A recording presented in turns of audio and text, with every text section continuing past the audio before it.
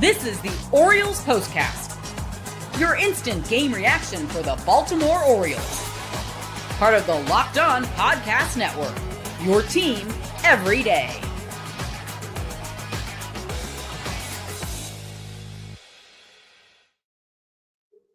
Good evening, everyone. Approaching 9:30 on the East Coast, and this is the Baltimore Orioles POSTCAST. Wherever you may be, I hope you're safe and sound. Tonight, we are discussing a 13-3 loss for your Baltimore Orioles against the Philadelphia Phillies. My name is Luke Slabaugh, by the way. If you're new here, I'm the post-game show host exclusively here for Locked On Orioles, part of the Locked On Podcast Network, free wherever you get your podcasts on demand. We stream this live to YouTube. If you'd like to comment in the live chat, by all means, your comment may be featured. And if you're watching on the replay, like, subscribe. It helps benefit the greater Locked On Orioles effort. Plenty of things to look forward to at the start of this series as the O's go to the city of brotherly love. They activate left-hander and 25-year-old Cade Povich off the IL, and he gets the start. They're trying to finish up this road trip well. 3 well-fought games in Chicago at Wrigley Field against the Cubs, and not a bad start by Cade Povich, going more than 5 innings. And we'll talk about that first. However, got a comment right out the gate. Milo comments on YouTube Live. Luke, are we cursed?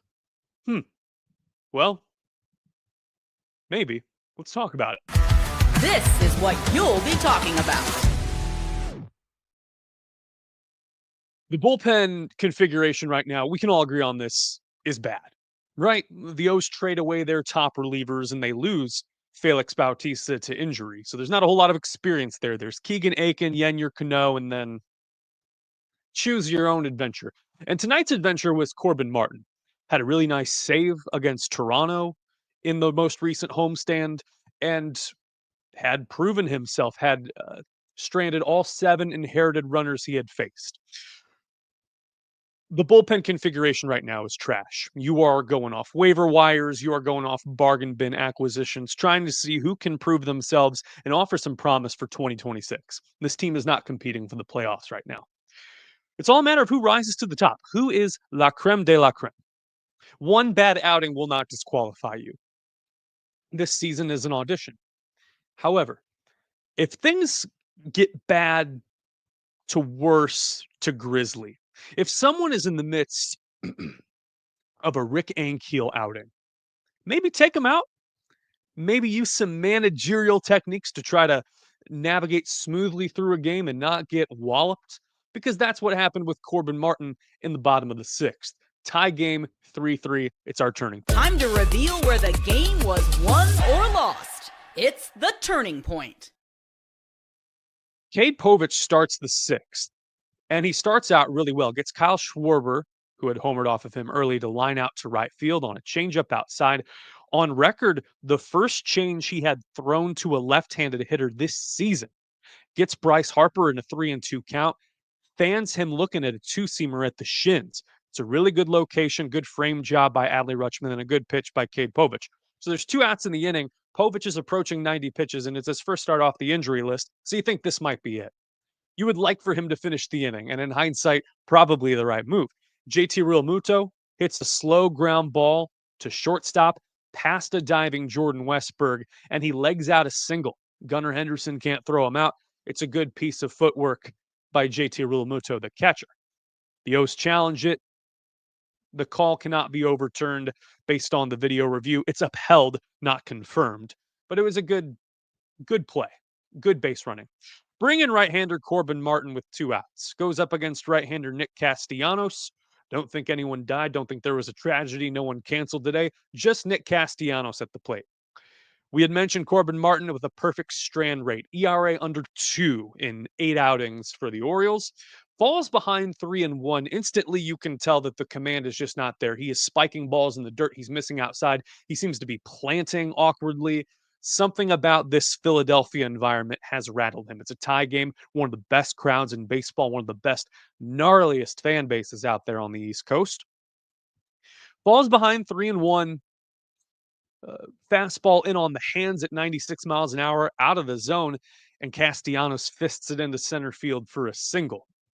Mechanically, off. He spikes the next pitch to Harrison Bader, and Adley Rutschman comes out and starts to talk with him a little bit. It's a quick mound visit.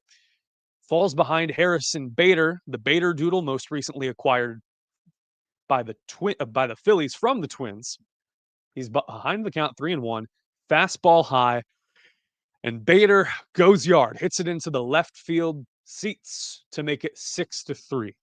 And you'll recall Bader also had the O's number back in those two series that were in conjunction in May for the Twins. Went 3 for 8 with a home run against the Orioles as well. So he's had Baltimore's number all year. And Martin continues to struggle. Gives up hits to Otto Kemp and Edmundo Sosa. Both, not particularly well hit balls, but one Mayo can't pick out of the dirt, and one past a diving Gunnar Henderson into left field. Weston Wilson then singles to make it a 7-3 game. His 8th hit of the season. A notorious bench player, Weston Wilson. Trey Turner then walks. The command is off. And that is when Tony Mansolino pulls the plug. Bases loaded. All of this nonsense with 2 outs in the game, or 2 outs in the inning, mind you. Bottom 6, you're down 7-3. 4 runs allowed already. Right-hander Yaramil Geraldo is in. Not the best stuff in the world up against the man who led off the inning, Kyle Schwarber. Behind in the count, 1-0. Grooves a fastball middle at 96. Grand salami. Schwarber's 40th home run of the year and 2nd of the game. Massive grand slam. Sent that stadium into chaos. Made it 11-3. And an 8 spot, a snowman. All of this with 2 outs against the Orioles bullpen in what otherwise was a competitive game and a competitive start by Cade Povich. Only one of those runs is charged to Cade. He ends up going 5 2/3, 4 earned runs, 4 hits, a walk that did not come around to score, 7 strikeouts, and 2 home runs that we'll get into in just a second. We want to touch on Elvin Rodriguez real quick. Claimed off waivers from the Brewers last month. Right-hander out of the pen. Gave up 2 home runs in garbage time. Bottom of the 8th, Edmundo Sosa, the 8-hole hitter, the glove first former Cardinal legend. Hits 95 miles an hour high. And then Weston Wilson, the aforementioned bench staple. Makes it 13-3. Let's talk about Cade Povich. Consistent, obligatory 3rd inning issues aside, he inspired some confidence by going more than 5 innings. In fact, prior to his injury, in 6 of the 12 starts this season, Povich had failed to go 5 innings. So it was kind of a coin flip which Cade Povich you would get. Dealt with some hip inflammation. He's back from the IL, and for the most part, pretty good. Wasn't afraid to challenge hitters inside with a fastball, missed occasionally over the middle, and we'll get to that in a second. Was burned a couple of times. Was not afraid to challenge with the fastball and 2 strike counts, and generally good command of the changeup and curveball. I say generally. As soon as the bottom of the 1st, as early as that in this game, he got Kyle Schwarber looking at a 2-seam fastball down at the knees. Painted it really well. Unfortunately, the next batter, Bryce Harper, he wildly missed with a sweeper. Wanted it low and away. It ends up high and in, just diagonally checkerboard the complete opposite location of where you want to go with it. And Harper hits a home run to center field to make it 1-0. We mentioned Cade Povich struggles in the 3rd inning. That is the obligatory persistent issue. ERA of 7.3 heading into tonight in the 3rd, and it's only going to get worse. Edmundo Sosa hits a changeup at the shoe tops and about a foot outside for a single. A good piece of hitting. And then with 2 outs, Kyle Schwarber ahead in the count 1-0. Hits a fastball middle, outer 3rd, closer to the middle than the outside part of the zone, and hits a 2-run home run to tie the game at 3. Interesting, Cade Povich was given a 3-1 lead. It was quickly gone, but he rebounded well after that. Got Castellanos to strike out on a foul tip curveball in the bottom of the 4th. Otto Kemp as well with the change low and outside. Bottom of the 5th, got back at Sosa with the curveball. Got him swinging out of his shoe tops. So that was good. The final line for Cade, 5 2/3, 4 earned runs, and the walk doesn't hurt him. 7 strikeouts. Who knows what his spot's going to be in 2026? Could be out of the bullpen. And in fact, that outing before he hit the IL against the Angels went 3 2/3 with an opener, Scott Blewett. Look ahead to April 2026. Perhaps Dean Kramer and Cade Povich do find a way on this pitching staff. However, they need help. Dean Kramer needs help in April, and so does Cade Povich to elongate himself and make himself useful in this rotation. This was promising, though. Coming up, we'll talk about something less promising. The Baltimore Orioles offense started out great and fizzled out. This is the Baltimore Orioles postcast. Please stick with us. Show's brought to you by 5 Hour Energy. Time to fuel up with the transfusion flavor. Grape, ginger, and lime. That is a golf drink, I am told. And this 5 Hour Energy transfusion doesn't have alcohol. It's a quick, energizing shot. Let's be honest, some days you need it. To be honest, today, definitely needed some 5 Hour Energy. I got some irritation in my eye, don't know what it is. Boosted up with liquid tears and 5 Hour Energy transfusion. Golf's all about good times with good people. If you golf, get this drink. Get this drink and support the show. If you go to 5hourenergy.com today, that is the number 5, hourenergy.com, you can use my promo code LOCKEDONGOLF to receive 20% off your order. This offer is only valid until September 30th on one order and cannot be used with other promotions. Code is not good on subscription orders. Whether you're meeting up with friends or trying to turn 18 holes into 36, get the energizing boost you need to power through. Order transfusion-flavored 5 Hour Energy shots today. One more shout out today. I read the wrong ad copy yesterday. We're talking about FanDuel. Summer sports are amazing. If you go to a bad baseball game, you still went to a baseball game, and that's worth something. FanDuel is the best way to make every game more exciting. Why not make things more thrilling when you're following the action? With FanDuel, you can get in on the game like never before. It's easy to use, fast to pay out, and makes even regular season games feel like must-watch events. If you're new to FanDuel, new customers can bet just $5 and get $150 in bonus bets if your first bet wins. Open the FanDuel app today or visit FanDuel.com to get started.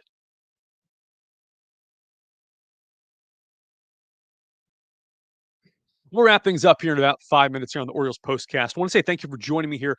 13-3, the final score from Philadelphia as the O's fall to the Fightins.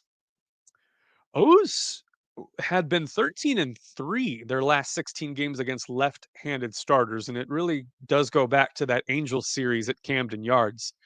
June gave us some false hope about what this team could look like because the offense was stringing together some great performances. Remember Gary Sanchez? Those were the days. And a month and a half later, we're left to wonder what does this offense have to offer in 2026 outside of the top of the order?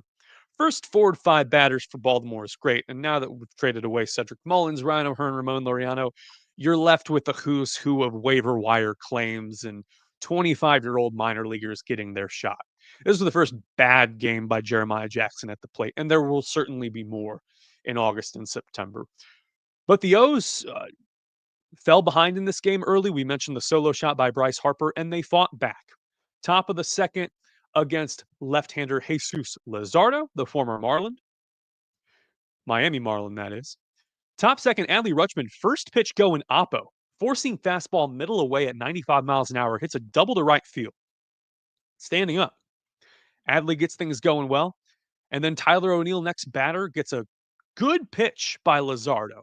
High fastball just above the zone at 97 miles an hour.